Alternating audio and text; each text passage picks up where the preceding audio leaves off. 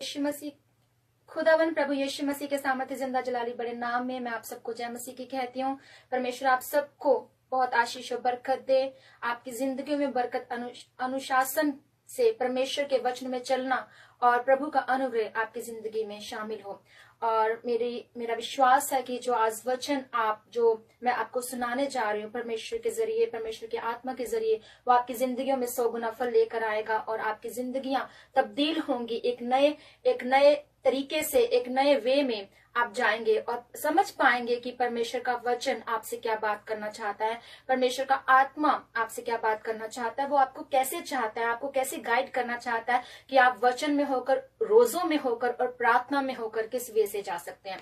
सो प्रभु यीशु मसीह के सामर्थ्य नाम में मैं फिर से आप सबको ब्लेस करती हूँ और परमेश्वर के नाम में सबसे पहले मैं एक गीत को गाना चाहती हूँ।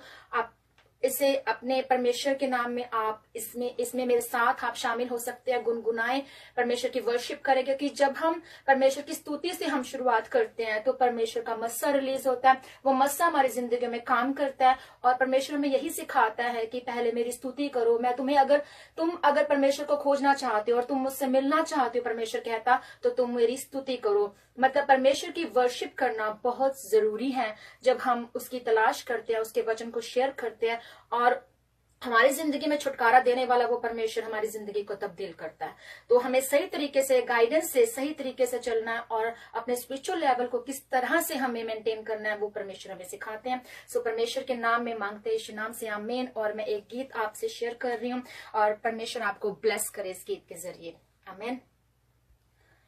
रुदामसा रुदामसा रुदामसा रुदामसा हो जदो रुदामसा आवेगा, जदो रुदामसा आवेगा, गम खुशी च बदल जावेगा, गम खुशी च बदल जावेगा, जदो रुदामसा आवेगा, जदो रुदामसा आवेगा, रुदामसा रुदामसा रुदामसा रुदामसा। वेख्या खुदा ने जिन्ने अथरू बहाए तू, वेख्या खुदा ने जिन्ने अथरू बहाए तू, हुण पूरे होने जिन्ने सुपने सजाए तू, हुण पूरे होने जिन्ने सुपने सजाए तू, हो दिल खुशियां दे गीत गावेगा, दिल खुशियां दे गीत गावेगा, गम खुशी च बदल जावेगा, गम खुशी च बदल जावेगा, जदो रुदामसा आवेगा, जदो रुदामसा आवेगा, जदो रुदामसा आवेगा, गम खुशी च बदल जावेगा, गम खुशी च बदल जावेगा, जदो रुदामसा आवेगा, जदो रुदामसा आवेगा। तंगियां मुसीबतां दे दुख भुल जाणगे, तंगियां मुसीबतां दे दुख भुल जाणगे, जिन्ने दरवाजे बंद सारे खुल जाणगे, जिन्ने दरवाजे बंद सारे खुल जाणगे, हो यीशु दुखां दे पहाड़ टावेगा, यीशु दुखां दे पहाड़ टावेगा, गम खुशी च बदल जावेगा, गम खुशी च बदल जावेगा, यीशु दुनिया ते आया है जदो रुदामसा आवेगा, गम खुशी च बदल जावेगा, गम खुशी च बदल जावेगा, जदो रुदामसा आवेगा, जदो रुदामसा आवेगा। सूली उत्ते जान देके मुल मेरा तारिया, सूली उत्ते जान देके मुल मेरा तारिया। गम्मा वाला बोझ सारा यीशु ने उठा लिया, गम्मा वाला बोझ सारा यीशु ने उठा लिया। ओ बन बेटा आ गया, बन बेटा आ गया। गम खुशी च बदल जावेगा, गम खुशी च बदल जावेगा। जदों दा मसा आवेगा, जदों दा मसा आवेगा। गम खुशी च बदल जावेगा, गम खुशी च बदल जावेगा। जदों दा मसा आवेगा, जदों दा मसा आवेगा, जदों दा मसा आवेगा। गम खुशी च बदल जावेगा, गम खुशी च बदल जावेगा। जदों दा मसा आवेगा, जदों दा मसा आवेगा। वेखिया खुदा ने जिन्ने अथरू बहाए तू, वेखिया खुदा ने जिन्ने अथरू बहाए तू। हुण पूरे होने जिन्ने सुपने सजाए तू, हुण पूरे होने जिन्ने सुपने सजाए तू। हो दिल खुशियां दे गीत गावेगा, दिल खुशियां दे गीत गावेगा। हो दिल खुशियां दे गीत गावेगा, दिल खुशियां दे गीत गावेगा। गम खुशी च बदल जावेगा, गम खुशी च बदल जावेगा। जदों दा मसा आवेगा, जदों दा मसा आवेगा, जदों दा मसा आवेगा। गम खुशी च बदल जावेगा, गम खुशी च बदल जावेगा। जदों दा मसा आवेगा, जदों दा मसा आवेगा। तंगियां मुसीबतां दे दुख भुल जाणगे, तंगियां मुसीबतां दे दुख भुल जाणगे। जिन्ने दरवाजे सारे तेरे खुल जाणगे, जिन्ने दरवाजे बंद सारे खुल जाणगे। जिन्ने दरवाजे बंद सारे खुल जाणगे, जिन्ने दरवाजे बंद सारे खुल जाणगे। हो यीशु दुखां दे पहाड़ टावेगा, यीशु दुखां दे पहाड़ टावेगा। हो यीशु दुखां दे पहाड़ टावेगा, यीशु दुखां दे पहाड़ टावेगा। गम खुशी च बदल जावेगा, गम खुशी च बदल जावेगा।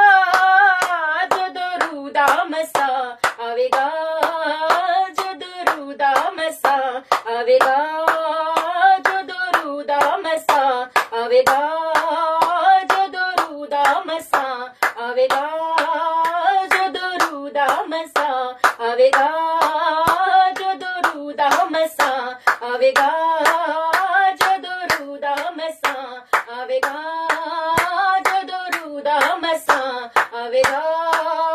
गम खुशी च बदल जावेगा, गम खुशी च बदल जावेगा। जदों दा मसा आवेगा, जदों दा मसा आवेगा, जदों दा मसा आवेगा, जदों दा मसा आवेगा, जदों दा मसा आवेगा। Thank you, Father. Thank you, Jesus. Thank you, Holy Spirit. Thank you, Lord Jesus. सारी महिमा खुदावन खुदा परमेश्वर पिता तेरे जिंदा जलाली सामर्थ्य बड़े नाम को मिले। प्रभु जी आपका धन्यवाद करते हैं, आपकी हजूरी को मांगते हैं और परमेश्वर पिता आपकी प्रेजेंस खुदावन हमारे जीवनों में हमारी अगुवाई करती है। हम आपका धन्यवाद करते हैं प्रभु जी आज के वचन के लिए। प्रभु जी मैं आपका धन्यवाद करती जो वचन प्रभु परमेश्वर पिता खुदावन जी जितने भी सुनने जन के कान खुले हैं, आंखें खुली हैं खुदावन जी राइट नाउ, जो ऑनलाइन है और जो राइट नाउ पिता परमेश्वर जितने भी जन तेरे सामर्थी नाम में इस लाइव खुदावन जी वर्शिप में शामिल हुए, खुदावन जी प्रार्थना में वचन में शामिल होने जा रहे हैं, खुदावन जी मैं उन सबको ब्लेस करती हूँ। तेरा अनुग्रह तेरा मस्सा उनकी जिंदगियों में परमेश्वर पिता काम करने जा रहा है। मैं आपका धन्यवाद करती हूँ पिता परमेश्वर, या इसका वचन या मस्सा इनकी जिंदगी में सौ गुना फल लेकर आए। खुदावन यीशु तेरे जिंदा जलाली सामर्थी बड़े नाम में मांगती हूँ, आमीन।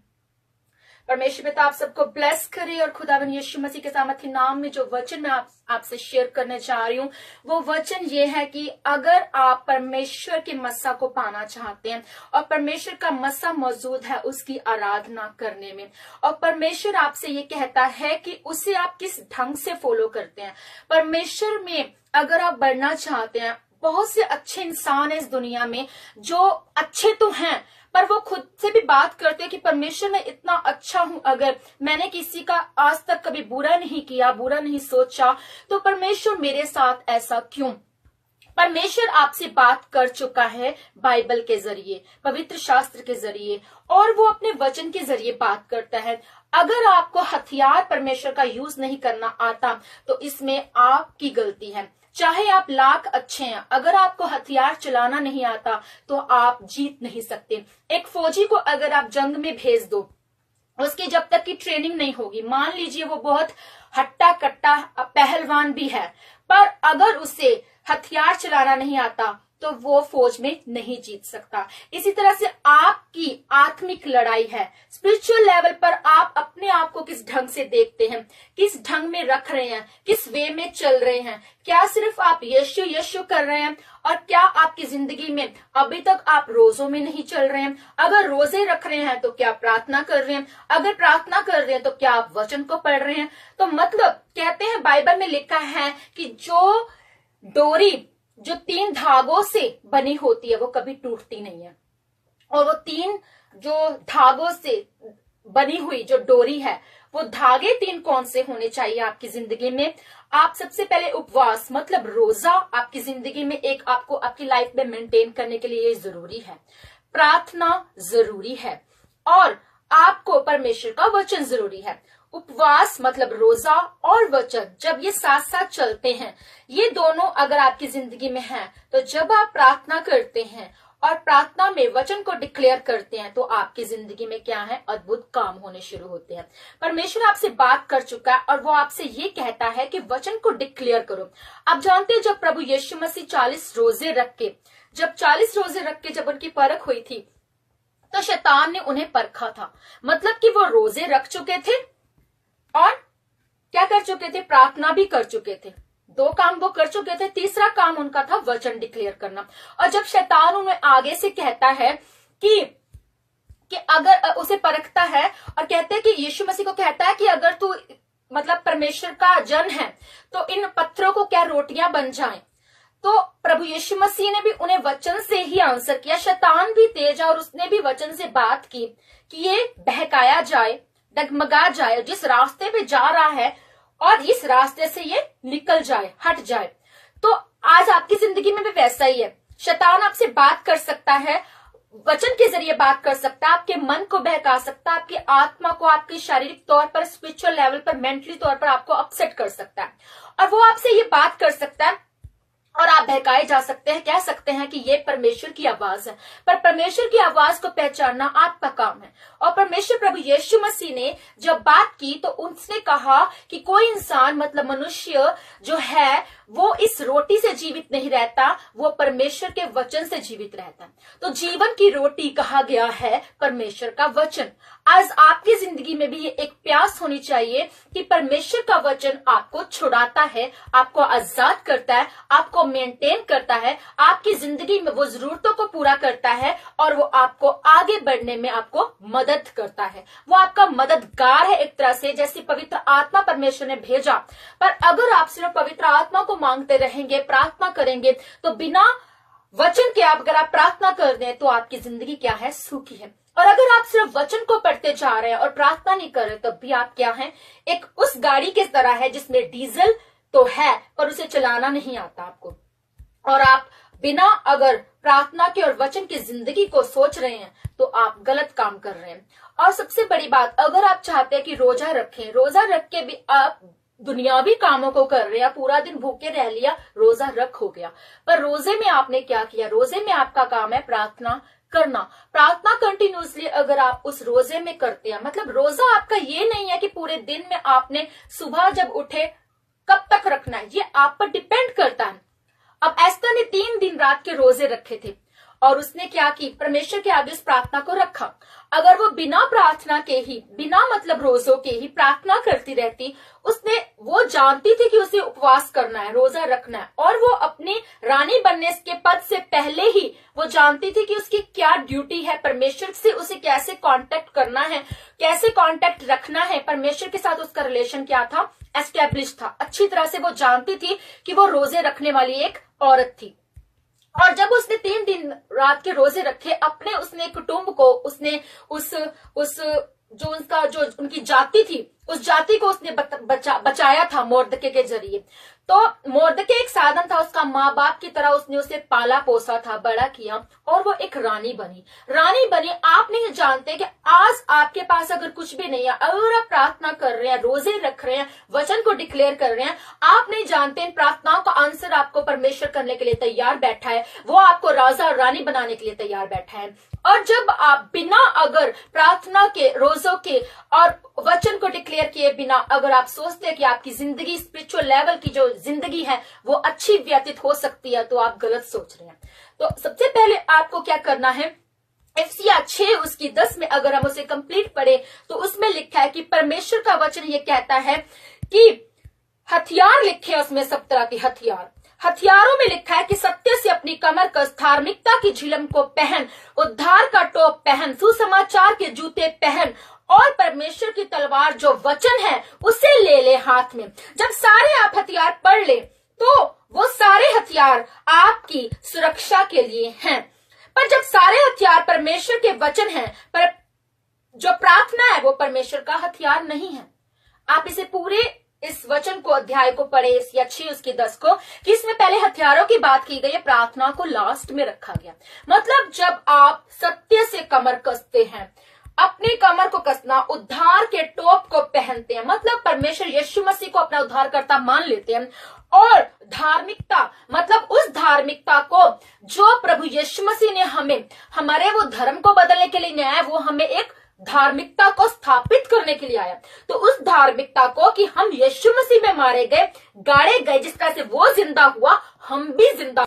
और परमेश्वर आपसे ये बात करता है कि धार्मिकता की झिलम को पहन, उद्धार के टोप को पहन, सत्य से अपनी कमर को कस और सुसमाचार के जूते पहन। मतलब कहता कि तू मेरे उद्धार का प्रचार कर, प्रीचिंग कर, मेरे वचन को फैला। मैं क्या चाहता हूं, दुनिया को बता, मैं उद्धार करता हूं, दुनिया को बता। और सबसे पहले परमेश्वर ने यही बात की थी, जब उसने उठाया जाना था ऊपर तो उसने यही बात की थी, और जब परखे जाना था तब भी यही बात की थी कि मेरे सुसमाचार को लेकर जाओ, मतलब उन भेड़ों को बचाओ।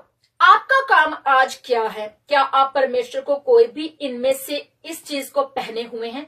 क्या उस उद्धार की टोपी को पहन लिया है? अब अगर पहन लिया है, धार्मिकता की झिलम को ओढ़ लिया है, झिलम मतलब उस पहरावे को पहन लिया, प्रभु के उस चोले को पहन लिया है, तो आपका नेक्स्ट काम है कि उस सत्य की आत्मा में चलते हुए, उस परख में चलते हुए आपको उस सत्य की आत्मा को लेना है, उस पर विश्वास करते हुए। अब आखिरी आपका काम क्या है? उस क्या हथियार लेना आपको?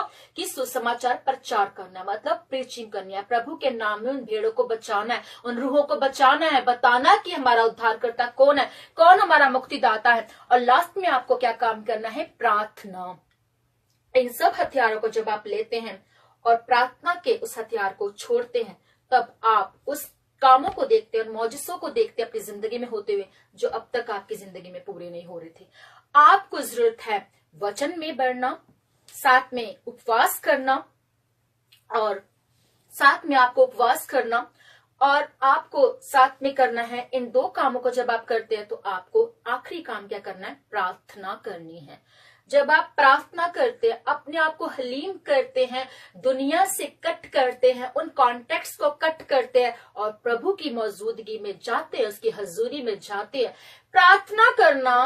प्रार्थना मोस्टली लोग क्या करते हैं? रोते हैं, अपनी जरूरतों को रोज रखते हैं आगे, और उसे वो कहते हैं कि हम प्रार्थना कर रहे हैं।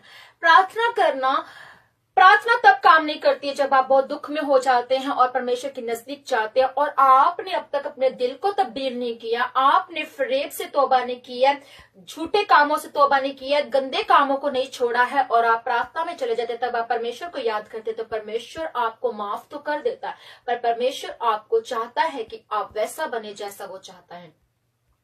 आप परमेश्वर में प्रार्थना का मतलब असल मकसद ये है, जब आप रोजों में प्रॉपरली चल रहे हैं, आप ये सोच कर नहीं चल रहे कि मैंने आज रोजा रखा, आज वचन को डिक्लेयर किया, आज प्रार्थना कर दी वचन में होकर, तो परमेश्वर मुझे इसका आंसर अभी अभी अभी कर दे। ये आपका विश्वास का लेवल है कि हाँ वो अभी कर दे। हो सकता है आपका प्रार्थना करते करते ही वो आपको जो है वो आंसर कर दे। प्रार्थना करने का एक सही वे ये है कि आपको अपनी जिंदगी को मेंटेन करना है, अपने पापों से तौबा करनी है, अपने आप को परमेश्वर में उस तरह से बढ़ाना जैसा परमेश्वर आपसे चाहता है। और मोस्टली क्या है, लोग रोते हैं, चिल्लाते हैं, तब हम ये सोचते हैं क्योंकि उनका प्रार्थना करना उस समय व्यर्थ है। जब वो पहले ही परमेश्वर को जानकर भी छोड़ देते हैं तो वो परमेश्वर उनके जीवन में कैसे फिर काम कर सकता है। आपको इन हथियारों को लेना है, प्रार्थना करनी है, प्रार्थना के जीवन को समझना है। अकेली प्रार्थना काम नहीं करती है, वचन को पढ़ना भी आपको जरूरी है। आप कितना टाइम देते हैं? मोस्टली लोग क्या कहते हैं, हम बहुत गरीब हैं, हमारे पास पैसे नहीं है, और उनकी अगर ड्रेस देखे आप, घर में अच्छे अच्छे सूट पड़े होंगे, वो बहुत अच्छी अच्छी ड्रेसेस लेकर रखी होती है, फंक्शंस के लिए स्पेशल अपनी ड्रेस को खरीदते हैं, कहते हैं कि हाँ ये मेरे लिए जरूरी है क्योंकि मुझे। जब आप किसी के घर में जाते हैं, फंक्शन में जाते हैं, आप एनवेल्प तैयार करते हो, उसमें पैसे शगन डालते हैं और उसे देते हैं, वो खुशी के माहौल में, है ना। तो इसी तरह से आप उस तैयारी में होते हैं। पर अगर आप महंगी ड्रेस ले सकते हैं और आपके पास बाइबल नहीं है, आप बहाना लगाते हैं हमें पढ़ना नहीं आता, आप पढ़ना सीख सकते हैं, थोड़ी सी टीचिंग ले सकते हैं, वह परमेश्वर से इस अनुग्रह को मांग सकते हैं कि परमेश्वर मुझे सिखा, मुझे बोलना सिखा, मुझसे बात कर, मुझे पढ़ना सिखा, मेरी आंखों को ब्लेस कर। परमेश्वर से आप जो मांगेंगे, जिस वे से मांगेंगे, जिस वे से मुंह को खोलेंगे, परमेश्वर आपके आगे उसी वे में वो चीज को रख देगा। आपको बहाने ढूंढने की जरूरत नहीं है कि हमें पढ़ना नहीं आता। हाँ, हम चर्च चले जाएंगे, जो वचन पास्टर ने सुनाया है उस वचन को देख लेंगे, समझ लेंगे और उसी को डिक्लेयर करते रहेंगे। क्या आपकी आगे कार्रवाई नहीं है? आपका काम नहीं है कि आपको वचन को पढ़ना है, समझना है, भूख रखनी है ये वचन की कि परमेश्वर आपसे बात करना चाहता है और वो वचन के जरिए ही बात करना चाहता है, करता है और करता रहेगा जब तक कि आप परमेश्वर की आवाज को सुनना नहीं चाहेंगे। होता है कि आपको परमेश्वर की आवाज को आप किसी के दास के जरिए सुन सकते हैं, पर आगे आपका काम क्या? चर्च से बाहर निकल गए, फिर से आपने वहां तो तौबा कर दी, हाँ मैं ये काम नहीं करूंगा, बाद में आप क्या करते हैं? फिर से उन्हीं गुनाहों में जाते हैं, उसी दुनिया में चले जाते हैं और फिर संडे आता है, फिर परमेश्वर की हजूरी में चले गए, माफी मांग ली, फिर से चले गए। परमेश्वर आपको माफ करता जाता है, पर परमेश्वर आपको उस वे से नहीं माफ करता जैसा वो आपके जीवन में चाहता है। और वो चाहता है कि वो हथियार आप लो, वो आप हथियार ही नहीं लोगे अगर आप इस वचन को नहीं पढ़ोगे। मान लो आपने अभी तक नहीं पढ़ा या सुना नहीं, आपकी आत्मिक आंखें कैसे खुल सकती हैं? आत्मिक आंखें आपकी तभी खुलती है सुनने से, और सुनने से विश्वास आता है। वचन सुनने से और सुनने से विश्वास आपका बढ़ता है। तो जब आप वचन को डिक्लेयर करते हैं, अपनी उस मुसीबत पर डिक्लेयर करते हैं, उस परेशानी पर डिक्लेयर करते हैं, तो आप विन करते हैं और परमेश्वर की ताकत, परमेश्वर के वो चमत्कार, परमेश्वर के नाम में आपकी जिंदगी में वो जो है वो बढ़ते जाते हैं। परमेश्वर आपसे बात करना चाहता है और मेरा आज का वचन का जो मकसद आपको बताना यही है कि अगर आप रोजे रख रहे हैं तो रोजों को एक सही तरीके से मेंटेन करें। रोजा वो आपका 2 घंटे का भी हो सकता है, पर पूरे ईमान से, विश्वास से आप उन 2 घंटों को प्रभु को दे दो तो आपका रोजा सफल है। अगर आपका रोजा पूरा दिन सोने में जा रहा है, जॉब पे चला गया या बाहर घूमने में चला गया और शाम को आकर रोजा तोड़ लिया, थोड़ी सी प्रेयर कर ली और बस परमेश्वर का धन्यवाद किया और परमेश्वर के नाम में आपने कहा कि परमेश्वर इस रोजे को कबूल करे, तो फिर आपके जीवन में कुछ नहीं है। और अगर रोजा रखा तो वचन को डिक्लेयर नहीं किया, प्रार्थना को नहीं किया, तब तो भी आपका रोजा क्या है? फेल है। रोजा रखने का सही मायने ये है, रोजा क्या करता है? हमारे दिल को तब्दील करता है। और जब दिल तब्दील होता है, परमेश्वर से हमारा कांटेक्ट होता है। जब कांटेक्ट होता है तो परमेश्वर का आत्मा बात करता है और जब उस आत्मा में, उस मस्सा में जब कांटेक्ट हो जाता है, तब हम वचन को डिक्लेयर करते हैं, उसी सामर्थ से डिक्लेयर करते हैं और परमेश्वर आपके जीवन में काम करता है। और मेरा विश्वास है कि आज का वचन आपकी जिंदगी को तब्दील करने के लिए काफी है। आज से आप रोजे का मतलब समझेंगे, प्रार्थना का वचन का मतलब समझेंगे और प्रार्थना का लेवल समझेंगे। प्रार्थना एक हथियार नहीं है, प्रार्थना अंत में रखा गया। अगर ध्यान से आप इस वचन को 6:10 को पढ़े तो इसमें प्रार्थना का मतलब बताया गया कि प्रार्थना कब आती है, प्रार्थना आखिर में बताई गई है। और रोजे रखें, वचन को डिक्लेयर करें, वचन को शामिल करें। जैसे प्रभु यीशु मसीह ने वचन से बात की थी, वो रोजे और प्रार्थना कर चुके थे, पर उन्होंने वचन एक ऐसा हथियार है, वचन को हम मेन हथियार मान सकते हैं। वचन ऐसा हथियार है जो इम्प्लीमेंट होता है, पूरी तरह से फुलफिल होता है और वो काम करता है जब रोजे रखते हैं, प्रार्थना और वचन। ये 3 चीजें जब मिल जाती हैं तब आपकी जिंदगी में चमत्कार होते हैं। आपकी जिंदगी में आपकी प्रार्थनाओं का आंसर परमेश्वर जल्दी करते हैं। हालेलुया। सो खुदावन आपको इस वचन के जरिए बहुत बहुत बरकत आशीष दे। परमेश्वर आपकी जिंदगी को तब्दील करे और मेरा विश्वास है कि आपकी जिंदगी बदल चुकी है। आपकी जिंदगी में मौजूद होने के लिए तैयार आप बैठे हैं और आज से आप प्रार्थना के उस तरीके को, उस सलीके को सीखेंगे और परमेश्वर में बढ़ेंगे और रिलीज करेंगे परमेश्वर के उस फायर को, उस सामर्थ में। जब आप उस चीज को, वचन को डिक्लेयर करेंगे कि यहोवा मेरा चरवाहा, मुझे घटी नहीं हो सकती, तो कोई घटी की आत्मा आपकी जिंदगी में नहीं रह सकता। जब आप डिक्लेयर करेंगे कि यीशु के कोड़े खाने से आप चंगे हो चुके हैं, तो आप चंगे हो चुके हो उसी घड़ी। और परमेश्वर के नाम में आप विश्वास करें। आपका ईमान क्या, आपका विश्वास क्या लेवल है आपके विश्वास का। अगर आप सोचते थे प्रार्थना कर ली, प्रार्थना का आंसर नहीं आया, तो ये सबसे बड़ी बेवकूफी आपकी कि आप परमेश्वर पर डाउट कर रहे हैं। परमेश्वर कहता तो है बार बार कि मुझे परखो, पर आपका काम क्या है कि परमेश्वर को परखना नहीं है। परमेश्वर मौजूद है, वचन में मौजूद है। वो ऐरे गहरे कोई शब्द नहीं है, वो परमेश्वर जिंदा खुदावन खुदा के शब्द हैं जो उसके मुंह से निकले हैं। परमेश्वर कहता है मैं बात कर चुका, आपको बहुत अच्छा सा एक सुरक्षित और एक सफल तरीका मैं आपको दे चुका हूँ। बाइबल में वो ताकत है, उस वचन में वो ताकत है। अगर आप उसे एक नॉर्मल वे में, एक अक्षर की तरह, एक वचनों की तरह, एक सेंटेंस की तरह पढ़ेंगे, एक स्टोरी की तरह पढ़ेंगे, तो वो आपकी जिंदगी में एक स्टोरी की तरह काम करेंगी। पर अगर आप उसे एक मस्सा में होकर उस परमेश्वर के शब्दों को पढ़ेंगे और रिलीज करेंगे फायर के साथ परमेश्वर के वचनों को अपनी जिंदगी में, उन सिचुएशंस पर, तो आप विन करते हो। सो ये सबसे बड़ा एक मेथड, एक तरीका, एक रूल आप कह सकते हो, जिसे आप इम्प्लीमेंट करें अपनी लाइफ में, अपने जीवन के हर एक हिस्सों में, तो आप विन करोगे और आप सुरक्षित हो, सेफ हो, ब्लेस हो। मेरा ये विश्वास है। परमेश्वर यीशु मसीह के सामर्थ्य नाम में मैं आप सबके लिए प्रार्थना करना चाहती हूँ। धन्यवाद खुदा बाप, धन्यवाद प्रभु यीशु, धन्यवाद पवित्र आत्मा सामर्थी परमेश्वर पिता। मैं धन्यवाद करती हूँ आज के वचन के लिए खुदावन जी। सारी महिमा, इज्जत और जलाल प्रभु जी आपके जिंदा जलाली सामर्थ्य बड़े नाम को देती है खुदावन जी।